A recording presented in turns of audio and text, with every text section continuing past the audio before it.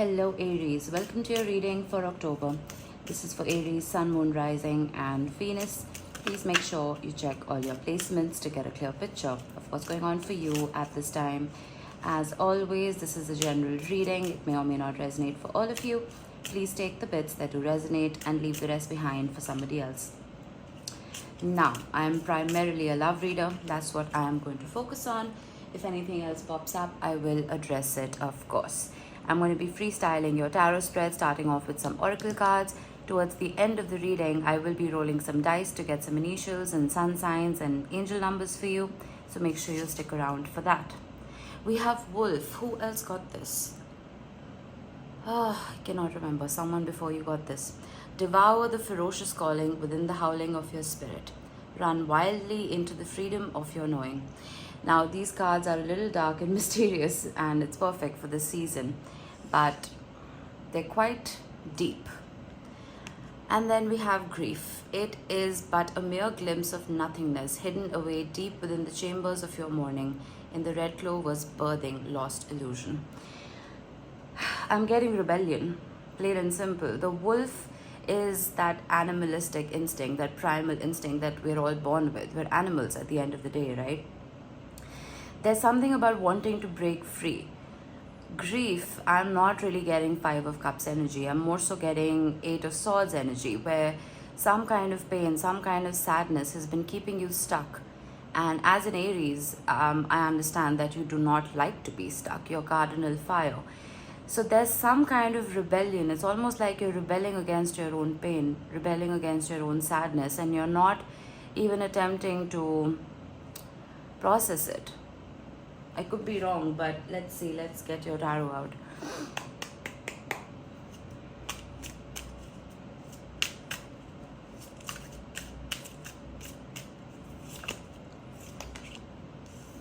We have the Page of Wands. I'm holding this upside down.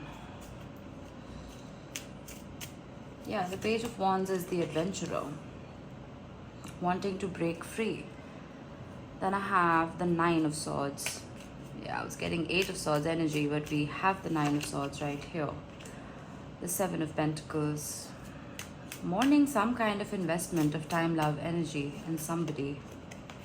My cards are all over the place. The 3 of Swords, that's that grief, that's that pain.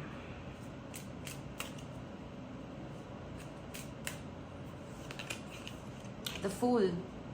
This is that animalistic instinct. I was going to mention the Fool, and the sign before you who I was reading for, who got the Wolf as well, I mentioned the Fool. And it's been floating around in my head rent-free, but you see what I mean with the Page of Wands and the Fool. It's like wanting to break free from whatever this is that's been holding you back. The King of Pentacles. Your stability was threatened. The 2 of Swords. Stalemate energy. It's a lot of swords, my friend, but we have the 4 of Swords under the 3 of Swords. That's good to see. There's healing. The Lovers.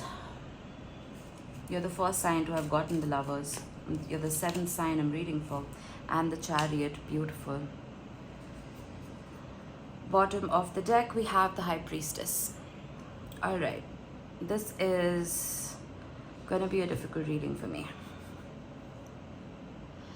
Aries, I feel that someone almost tried to tie you down. Why I'm saying that is the King of Pentacles can be, regardless of gender, can be a very stable energy, right? But this is Earth. Earth and fire don't do too well together. As cardinal fire, as I mentioned before, you like to be free. There's this adventurous spirit within your DNA that you cannot ignore.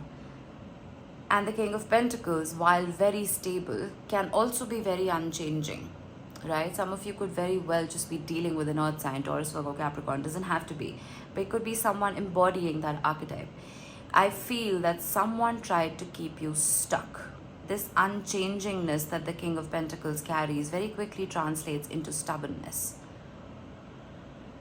And with the 9 of Swords, it's like, I feel like a few of you tried to adapt to this archetype, but at the end of the day, you're almost betraying your inherent nature. With the Seven of Pentacles and the Two of Swords, some of you are finding it very difficult to detach from this situation. You're almost at a crossroads because you've invested so much here, right? It's not a switch that you can just switch off and be on your merry way. There has been a lot of investment here, which is why you're stuck. I will be clarifying. I'm just giving you an overview.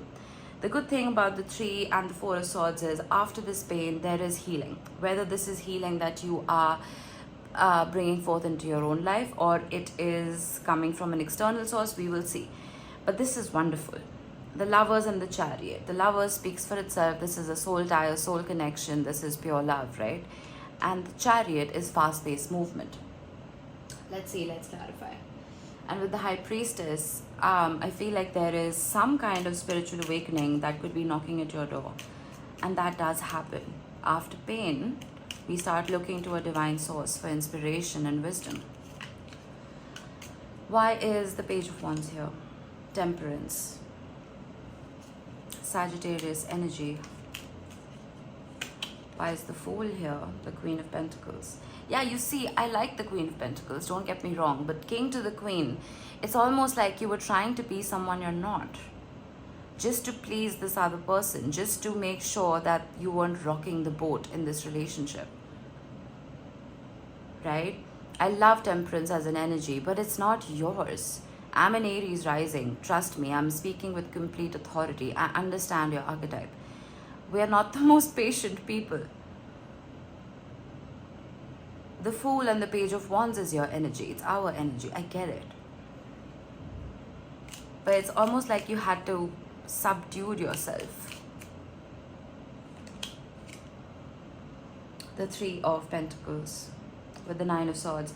Were there more people involved in this situation?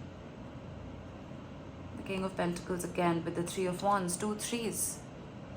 I feel like there were more people involved here, and this doesn't necessarily have to be a third party. It very well could be. It could be friends interfering. It could be family. It could be contrasting cultures. A very large age gap. There is something that is adding to the anxiety of the situation. The Ace of Swords with the King of Pentacles. An honest adult conversation is required. And I have the Ten of Pentacles at the bottom of the deck with the Hermit and the Six of Cups. Beautiful. With the Six of Pentacles. There has to be an acceptance of self. There has to be almost like removal of a mask from both sides. Why I'm feeling that is because of the Ace of Swords. Because the Ace of Swords is nothing but the truth. This is Archangel Michael's sword of truth, right? Now that Mercury has gone direct, Venus has gone direct, we still have a couple of outer planets in retrograde, but they won't affect us as much as Venus and Mercury do. Now that these planets are going direct, these conversations can be had. But we have to keep in mind that we're entering eclipse season, and we have 2 eclipses on the 14th and the 28th of October. While we are in the middle of eclipse season, energy around us can be highly volatile, and it's almost like our mind is not our own. We may be tempted to have conversations that in tones that don't really belong to us. So if this conversation is about to come about, keep your cool. I do have the Hermit with the Six of Cups and the Six of Pentacles at the bottom of the deck, which is telling me at the end of the day, this is a soul tie, it is a soul connection, and it's not going anywhere anytime soon. The King of Pentacles after all that shuffling with the Seven of Pentacles. I suddenly got the way you feel, this person feels the same way. A lot has been invested into each other.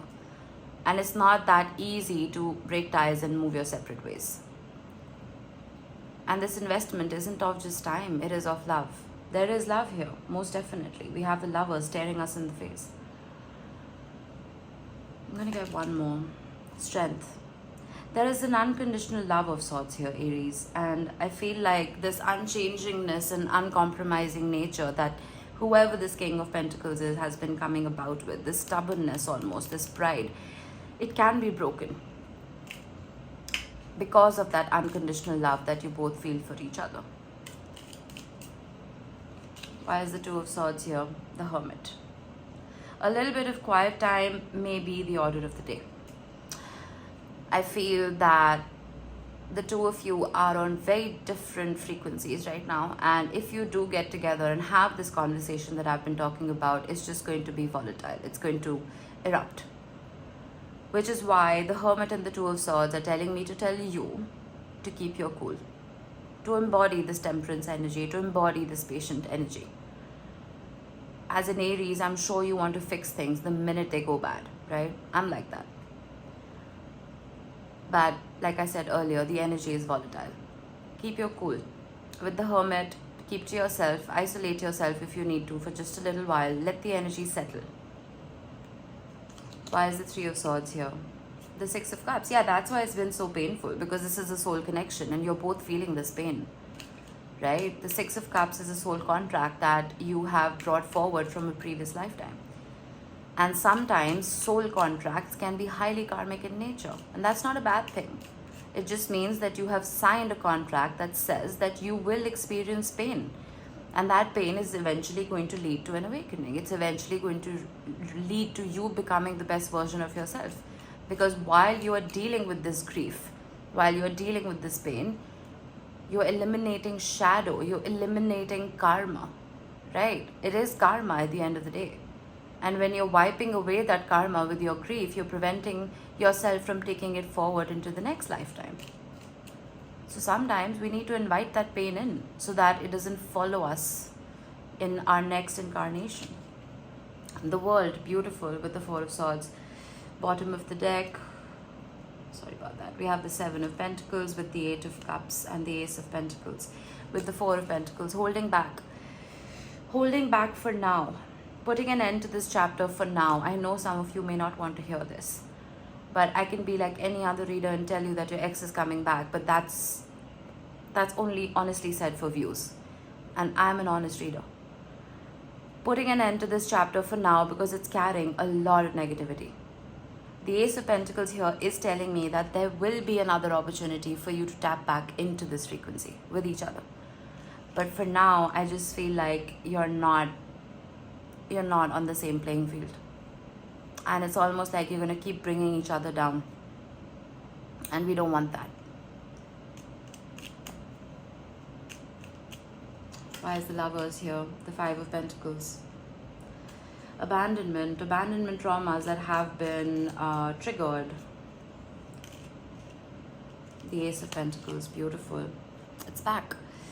So all is not lost. I feel that this abandonment that you have been feeling is because you allowed yourself to build a home within somebody else, and that is the biggest mistake we can make, because we are whole and complete within ourselves, and when we allow somebody else to render us homeless, that is when we are betraying ourselves.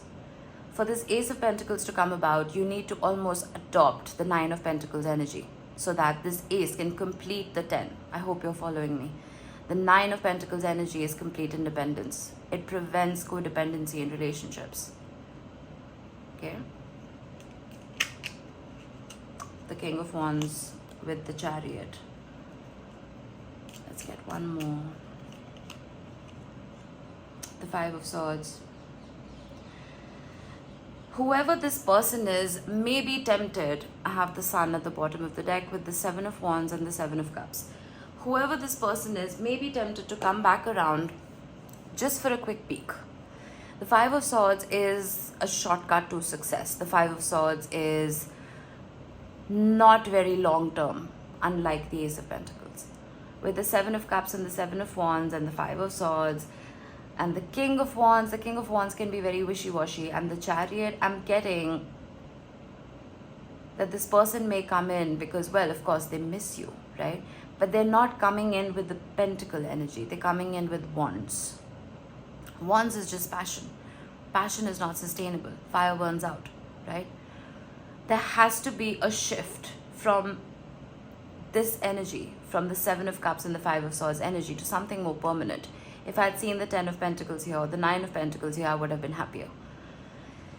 With the Seven of Wands and the Seven of Cups, I see you not accepting whatever this communication is just yet, because it is highly immature. I feel like this grief needs to be digested from both sides before you can come together. And I feel like this person is coming in to your auric field prematurely. With the High Priestess, I see you doing well. Hold on to this. Hold on to ascension for self before you try and reconnect with this energy. And I hope they do the same. Alright, let's see what we have. We have the number 1, which is the Magician. This is manifestation, this is power. If you've been seeing 111 a lot, or 1111 or 1111, this is your wishes coming true. But in order for you to get there, we have Aries, I just saw that. In order for you to get there, this Four of Swords energy, this healing is paramount, of paramount importance. Alright? And again, if you have been seeing 1111 or 111 a lot, it just means that healing is, well, it's speeding up. And reaching that finish line with the Four of Wands energy, the 1111 card, is closer than you think. Alright, let's see what we have here. I always get confused with the symbols. We have Pluto. Interesting. Pluto has, well, it's going to go direct on the 10th of October. And transformation is finally in our hands. When Pluto is retrograde, it forces us to transform and it brings little surprises our way. It's almost like wrecking balls, right? That is Pluto energy for me. It is the Tower. These transformations are the transformations that cause this grief to you, right? Little surprises that you never really asked for in the first place. Now that Pluto is direct, that transformation is in your hands. You can take your power back and heal the way you're supposed to heal. Heal the way you feel is comfortable for you. Alright, we have the letters L, K, H, I, M, N, and K again. These could be your initials, they could be the initials of the person you're dealing with. Doesn't have to be, but just a special mention for those of you who've seen your initials here today. Alright Aries, that was it. I hope this helped. I will see you in the next one. Bye-bye.